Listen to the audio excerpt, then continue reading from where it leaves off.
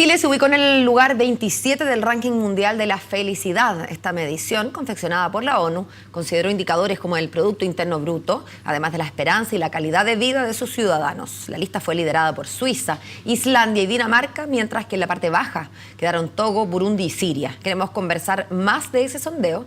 Para eso vamos a tomar contacto con el doctor en Psicología e investigador de la Facultad de Administración y Economía de la Universidad de Santiago, Javier Oriol. ¿Qué tal, Javier? Buen día. Buenos días, Paola. Javier, estamos en el lugar número 27. Si uno se pone a revisar los primeros 10 lugares, bueno, 8 de ellos se los llevan en el hemisferio norte, ¿no? Son países en general nórdicos, más Canadá, diría yo.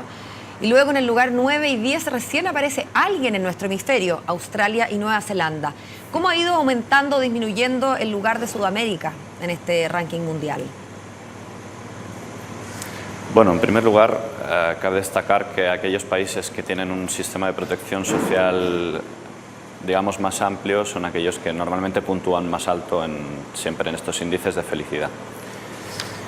En el caso específico de Chile, podemos observar que ha ido aumentando en esta escala de felicidad. De hecho, en el último informe estaba en el lugar 28, y ahora mismo está en el lugar 27.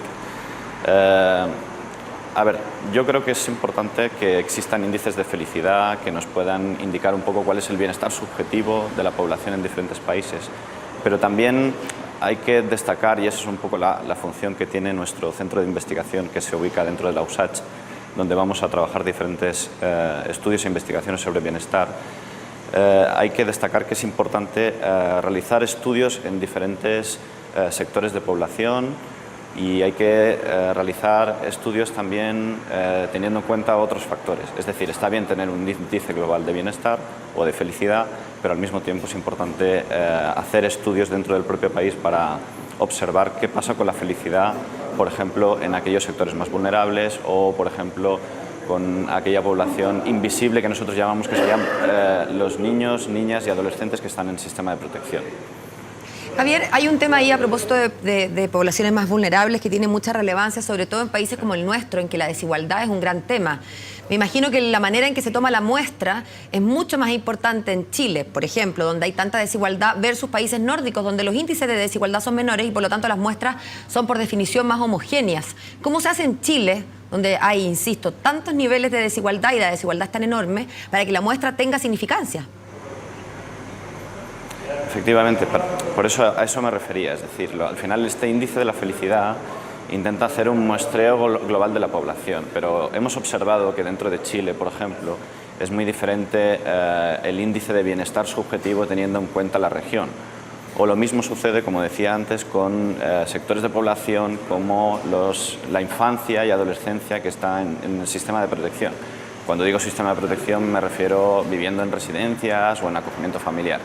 Es decir, al final, normalmente este tipo de población presenta niveles de bienestar subjetivo muy inferiores a lo que es la población normativa.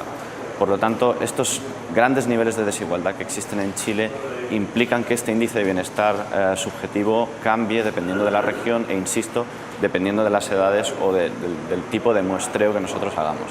Entonces, es importante que veamos un índice de bienestar o de felicidad global a nivel de país, pero también es importante que realicemos estudios más focalizados en determinados sectores. Pero la pregunta, Javier, es si es que este número 27 se nos entrega habiendo hecho una muestra solo en Santiago, o la muestra efectivamente toma personas de todas las regiones y de todos los estratos socioeconómicos, porque de lo contrario tendría bien poca significación el 27, el lugar 27.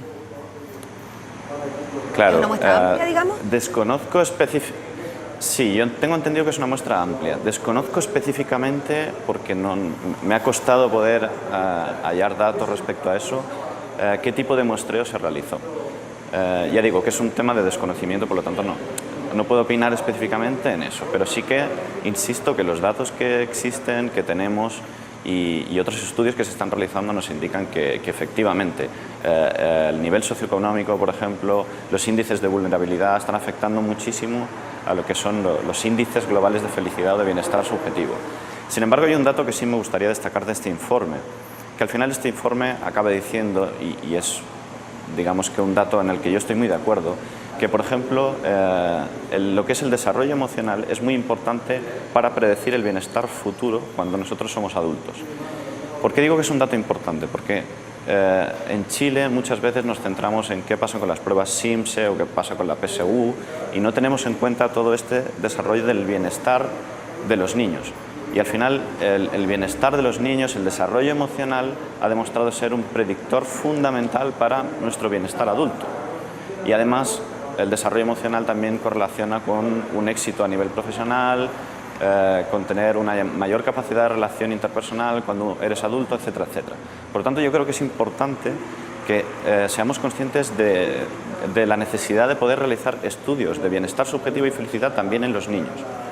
Y ahora, de hecho, se van a presentar la semana que viene en Suiza unos resultados del Children's World, en el que Chile también ha participado, donde se pretenden mostrar resultados de bienestar subjetivo, pero en infancia y adolescencia. Y yo creo que es fundamental destacar eso. Ahora mismo tenemos en la USACH como profesor visitante a Ferran Casas, que es catedrático de la Universidad de Girona, que es uno de los mayores especialistas en el mundo sobre bienestar subjetivo en la infancia, y la verdad es que estos días hemos estado debatiendo mucho sobre eso, sobre la importancia de poder realizar estudios donde la muestra sean específicamente niños y adolescentes. Y eso nos permitirá también poder realizar programas de prevención en las escuelas, por ejemplo, para garantizar que en un futuro la población chilena tenga mayores niveles de bienestar. Yo creo que eso es importante destacarlo. Claro que es importante, sobre todo, Javier, cuando vemos, por ejemplo, la última encuesta CACEN y cómo la pobreza y la extrema pobreza se concentran en población infantil, y también, por ejemplo, con los temas de maltrato, cómo influye eso en el bienestar de los niños. Sin duda que va a ser importante tener una noción, digamos, una muestra más cercana de lo que pasa con nuestros niños para efectos de su felicidad subjetiva, porque finalmente esos van a ser los chilenos que van a estar dándonos el ranking en el futuro, y que el ranking no es más que una manera, un medidor de, bueno, estar mejor como país. Queremos agradecerte, Javier, tu tiempo con CNN Chile, que tengas un buen día. Muchas gracias, Paula. A vosotros.